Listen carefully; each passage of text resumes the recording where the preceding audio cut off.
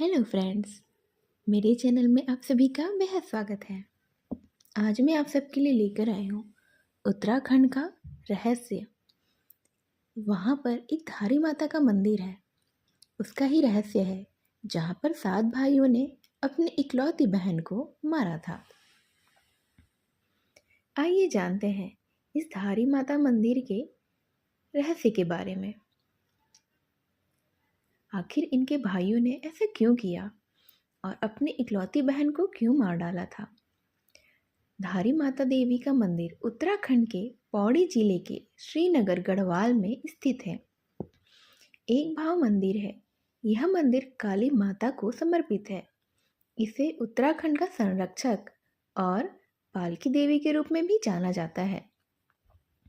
इस मंदिर में देवी की मूर्ति का सिर्फ ऊपरी भाग है और निचला भाग काली मठ में स्थित मां मैथन नाम से प्रसिद्ध है।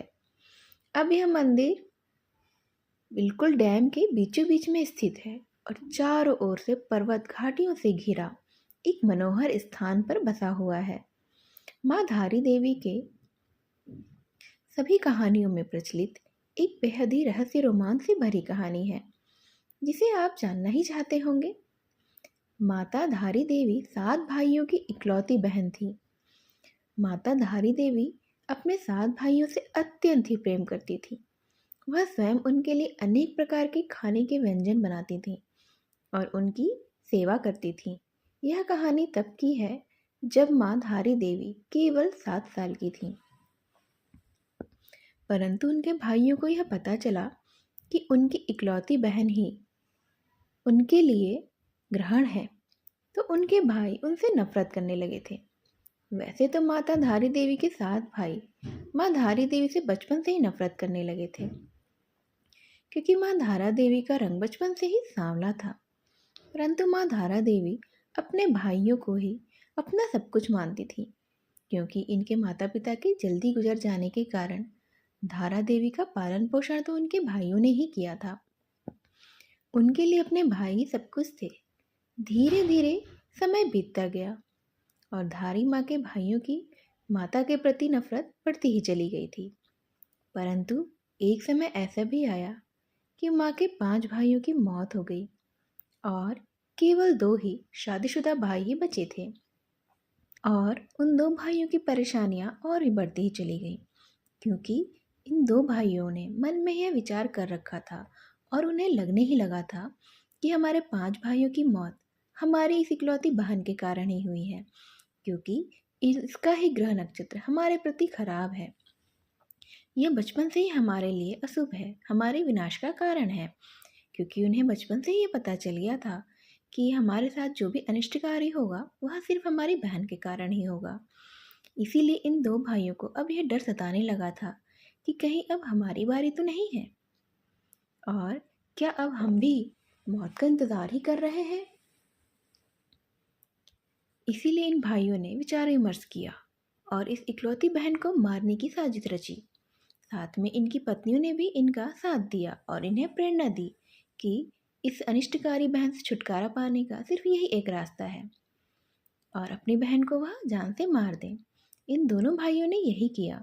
इन दोनों भाइयों ने जब वह कन्या अर्थात माँ धारी देवी केवल 13 साल की थी, तो उन दोनों भाइयों ने उनका सिर उनके धड़ से अलग कर दिया और उनके मृत शरीर को रातों रात नदी के तट में प्रवाहित कर दिया और इस कन्या का सिर वहाँ से बहते बहते कल्याणसौड़ से धारी नामक गांव तक आ पहुँचा।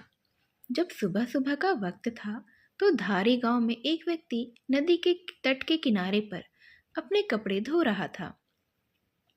तब उन्होंने देखा कि नदी में कोई लड़की बहती हुई आ रही है। उस व्यक्ति ने कन्या को बचाना चाहा। उसके मन में विचार आया कि मुझे इस कन्या को बचाना चाहिए, परंतु उन्होंने यह भी सोचा कि मैं वहां जाऊं तो कैसे जाऊं, क्योंकि नदी में तो पानी बहुत ही ज़्यादा है, इसकी धारा बहुत तेज है। और वह इस डर से थोड़ा घबरा भी गए थे कि मैं कहीं स्वयं ही ना बह जाऊं, और उसका धैर्य थोड़ा टूट सा गया।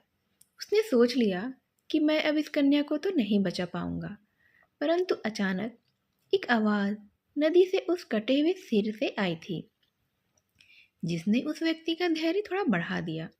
यह आवाज़ थी कि तू घबरा मत और तू मुझे यहाँ से बचा, और मैं तेरे को यह आश्वासन दिलाती हूँ कि तू जहाँ जहाँ पैर रखेगा मैं वहाँ वहाँ पर तेरे लिए सीढ़ियाँ बना दूंगी।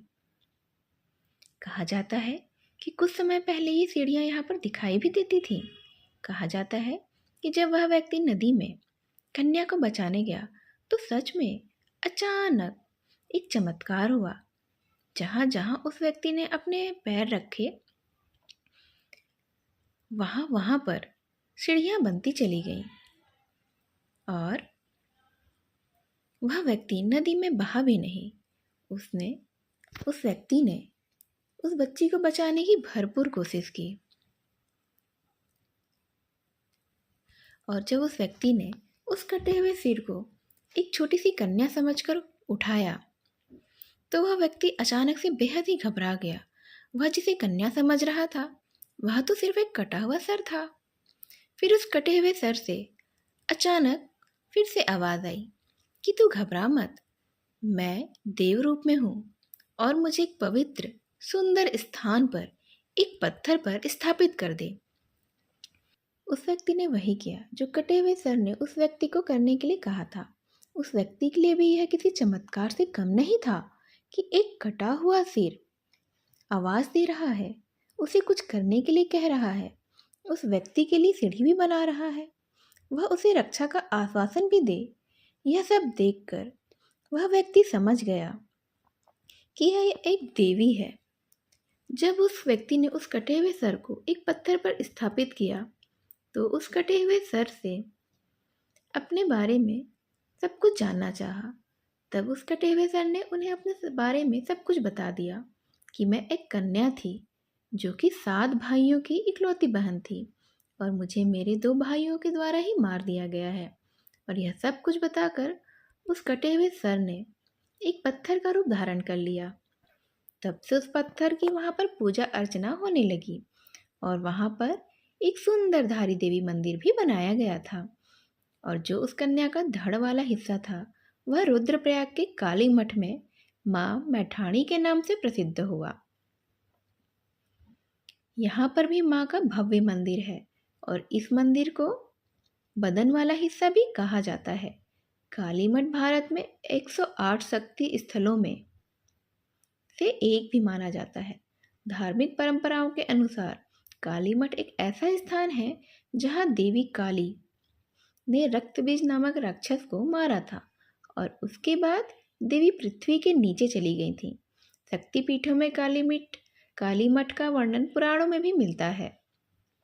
कहा जाता है कि जब कोई व्यक्ति यहाँ पर सच्चे मन से आता है तो उसकी सारी मनोकामनाएं पूर्ण होती हैं। माँ धारी देवी की एक कहानी के मुताबिक कहा जाता है कि माँ धारी देवी अपने मंदिर में एक दिन में अपने 3 रूप बदलती हैं, जो कि निम्न है। प्रातःकाल वह छोटी सी बच्ची होती हैं, दोपहर में वह युवती होती हैं और शाम के समय वृद्धा का रूप ले लेती हैं। यह थी माँ धारी देवी की कहानी। केदारनाथ में आपदा आने के कारण यह भी माना जाता है कि जब रुद्रप्रयाग में स्थित केदारनाथ मंदिर के आसपास 16 जून 2013 को शाम के 8 बजे यानी आपदा ने जब मौत का तांडव रचा और सब कुछ तबाह हो गया, केवल केदारनाथ मंदिर को छोड़कर, यह सब माँ धारी देवी के क्रोध का ही परिणाम था। कहा जाता है कि जब सरकार के आदेश के अनुसार 303 मेगावाट की जल विद्युत परियोजना के लिए रास्ता बनवाने के लिए माँ धारी देवी को उनके मूल स्थान से स्थानांतरित कर दिया गया तो माँ को अत्यंत ही क्रोध आया, जिससे कि केदारनाथ के आसपास सब कुछ तबाह हो गया। जबकि श्रद्धालुओं और वहाँ के स्थानीय लोगों से पूछा गया तो इस दौरान पता चला कि आपदा आने के 2 घंटे पहले मौसम तो बेहद ही सामान्य था। कहा जाता है कि एक स्थानीय राजा ने भी 1882 के दौरान माँ धारी देवी को उनके मूल स्थान से हटाने की भरपूर कोशिश की थी और उस समय भी केदारनाथ में भूस्खलन ही आया था। पुजारियों के अनुसार मंदिर में माँ काली की प्रतिमा द्वापर युग से ही स्थापित है। कहा जाता है कि काली मठ और कलिसीय मठों में माँ काली की प्रतिमा क्रोध मुद्रा में है और धारी देवी मंदिर में माँ काली की प्रतिमा शांत मुद्रा में है। धारी मंदिर की विशेषताएं आखिर आप जानना ही चाहते होंगे। धारी देवी मंदिर में माँ धारी देवी अपने 3 रूप बदलती हैं। धारी देवी मंदिर में नवरात्रों में विशेष पूजा का आयोजन भी किया जाता है। मंदिर में प्रतिवर्ष चैत्र और शारदीय नवरात्रि में हजारों श्रद्धालु अपनी प्रार्थना को पूरी करने के लिए माँ के मंदिर में दूर दूर से पहुँचते हैं। धारी देवी मंदिर में ज़्यादातर नवविवाहित जोड़े अपनी मनोकामना पूर्ण करने हेतु माँ के मंदिर में जरूर पहुँचते हैं। माँ धारी देवी उत्तराखंड के रक्षक के रूप में जानी जाती हैं। माँ धारी देवी को माँ शक्ति के रूप में, महाकाली के रूप में पूजा जाता है। धारा देवी मंदिर में काली स्वरूप माँ धारी देवी की पूजा अर्चना धारी गांव के पंडे ब्राह्मणों द्वारा की जाती है।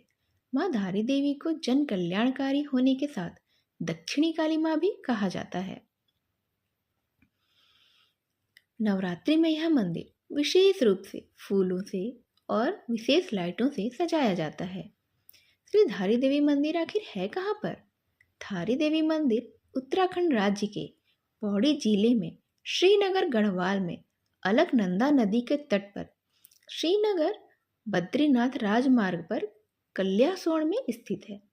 यह मंदिर श्रीनगर गढ़वाल से लगभग 15 किलोमीटर, रुद्रप्रयाग से 20 किलोमीटर और दिल्ली से 360 किलोमीटर दूर है। इस तरह से यह थी माँ धारी देवी मंदिर का रहस्य की सारी जानकारी। मेरी इस जानकारी को ध्यान से सुनने के लिए आप सभी का धन्यवाद। नमस्कार।